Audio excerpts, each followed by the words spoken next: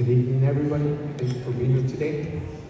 On December 6th, 1998, I was only 19 years old when I got wrongfully convicted of murder in the first degree and sentenced to life without the possibility of parole, plus a consecutive term of 39 years to life. In 2015, I was at Corcoran State Prison. The San Diego Innocence Project wrote me and said, "Miguel, we're sorry. We cannot take your case anymore."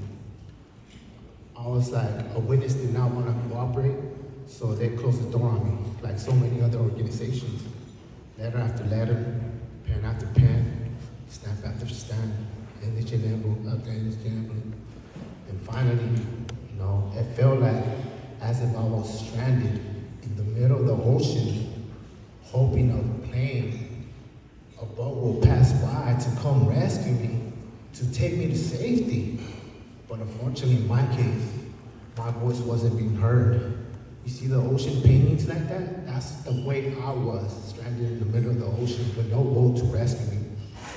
So then, finally, in 2018, depression hit me too. I got sick. I went from 186 pounds to 119. I had to get a feeding tube. I had to go through electroconvulsive treatment, real painful, severely. After I recovered from that, end of 2018, I was seeking God. That's what I needed. So I wrote to this church in San Jose, and in disbelief, they ended up sending me a Bible with my name on it. And I started reading every morning, drawing closer to God, seeking for Him. And then in 2021, August of 2021, I wrote Ellen Eggers, attorney, and I plead my innocence, and she's like, "You know what, Miguel? I'm gonna take your case pro bono," which means free of charge. She contacted the California Innocence Project. Sarah Pace was able to take my case and help me with this procedure. They also contacted the Conviction Charity Unit, and happened to be that they started to get to work. Then finally in 2023, March of 2023, I ended up being in my cell. I was overwhelmed, having life without possibility of parole. I got on my knees one day, praying to God, "God, have mercy on me. I believe in you. I have faith in you. I'm drawing closer to you. I know that one day my voice will be heard.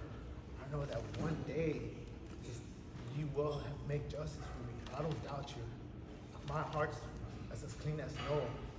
So then after 5-10 minutes of praying to God, one-on-one, like a father would talk to his son, I looked out in the back of myself to a window. And out of all the things I see this big, epic, beautiful rainbow just right there staring at me. And I felt like, you know what? God is hearing my prayers. He's listening to me. Finally, in July of 2023, Ellen Eggers, Sarah Pace from the Northern Innocence Project, the Conviction Charity Unit, they ended up submitting a writ of habeas corpus to the courts. If you guys don't know what a writ of habeas corpus is, it's an avenue that's new evidence that's going to be produced that was never produced at trial, that would have been a different new impact on your case. So then again, in September of 2023, it was a Saturday night. Even my settings were there, but I got back on my knees praying to God. "God, I believe in you that one day my voice is gonna be heard. I know that you're gonna bring justice to life. You're gonna fix this, you're gonna correct it. You're a realist heart, sobbing, crying in the middle of the night at 10 o'clock. Be merciful." After praying to Him 5 to 10 minutes, the following day, it was a Sunday, that they unlocked to go to yard at 8 o'clock in the morning. I was walking the track, 8 o'clock in the morning. As I was walking, I looked up in the sky. Once again, I seen this big old, epic, beautiful, amazing rainbow just right there on the top of me. And I said to myself, this time, it's not a coincidence somewhere. This time, He's listening to my prayers. So I was like, okay. Then November 9th, 2023, after serving 25 years for a wrongful conviction, I had a court hearing that day, and the judge said, you know what, Miguel, we made a mistake. You had no involvement in this case. We're gonna vacate and dismiss all charges. I didn't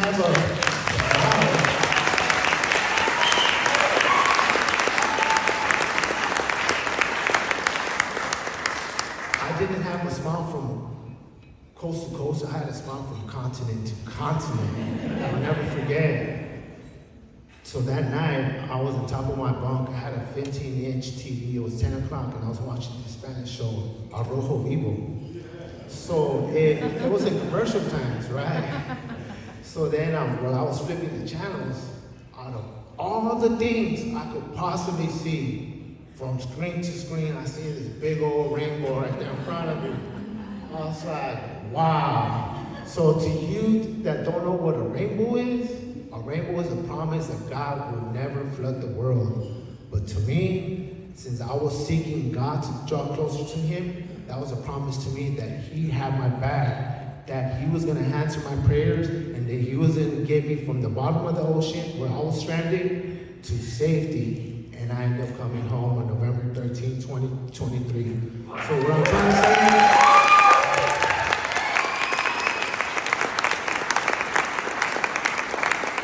I want you guys to know that there is God, there is a higher power. Draw close to Him. Always believe no matter what circumstances you guys face, you guys can hit rock bottom. The devil always throws things at you to disregard Him, but you know what? Perseverance is the key word. Look up perseverance. You know you'll face a trial, and God gives you that gift. There will be a light at the end of the tunnel. Thank you.